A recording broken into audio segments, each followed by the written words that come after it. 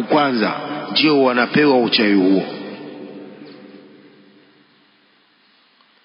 Qawluhu wa hakadha alladhi yuqallibuna al-a'yana bil ashari wa ghayriha, hivyo ndio wale ambao wanageuza macho ya watu bil ashari, usiku wa manane, wa ghayriha, wachawi bil ashari, kwa wachawi na mengineo. Al ashar jamu sihr, uchawi wa hiya al qumra, na huo ndio qumra, yale mambo ya mazingaombwe. Haithu yuhawilu shay'a ila ghairi haqiqatihi, wakati anakibadilisha kitu kwenye sio kuwa uhalisia wake, ndio hiyo kutumia mambo hayo. Mithla haulai alladhina ya'tuna ila ashabi almasarif wama hu waraqatun adiyya ويقول له أريدك أن تصرف لي هذه الورقة من فئة 500 ريال، فينظر فيها فإذا ألوانها كال500، ثم بعدما يقوم المسكين بصرفها يتبين لها أنها أوراق ملونة عادية.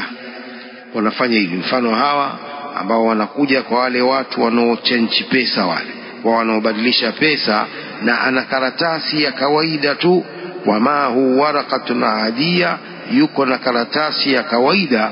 Wayaqulu lahu, na anamwambia uriduka an tasrifa li hadhihi alwaraqa min fi'ati 500 riyal, nataka unibadilishie karatasi hii katika huu upande wa riali 500. Fayandhuru fiha, anaangalia katika karatasi hiyo, fa idha alwanuha kal500, rangi zake ni kama rangi za riali 500. Thumma baada ma yaqumu almiskinu bisarfiha, kisha yule maskini baada ya kuichange ile pesa, yatabayanu laha annaha awraqun mulawwanatun adiyya, inamdhirikia kwamba ni makaratasi yametiwa rangi za kawaida tu, si 500 wala si 200 wala si 100. Wamemfanyia kiini macho, wakambadilishia ile pesa ikawa kama 500, kumbe si lolote. Wanafanya hivyo kwa kutumia mambo hayo ya uchawi, kwa kutumia mambo ya kishetani kwa ajili ya kupata mali za kidunia. وقد ملأ سحرة فرعون الوادي بالثعابين والحيات, wachawi wa Firaun walijaza lile jangwa, walijaza nyoka. Hatta aujasa fi nafsihi khifatan Musa alayhi salam, paka wakatia katika nafsi ya Nabii Musa uoga, anaogopa pengine ni nyoka kweli. Waqad wasafahu Allahu bi annahu sihrun adhim, Allah ameusifu kwamba huo ni uchawi ulio wazi. Walakinaha ma qamat amama asa Musa alayhi salam, lakini uchawi huo haujasimama mbele ya fimbo ya Nabii Musa alayhi salam. Wa asa Musa wahida, fimbo ya Nabii Musa ni moja.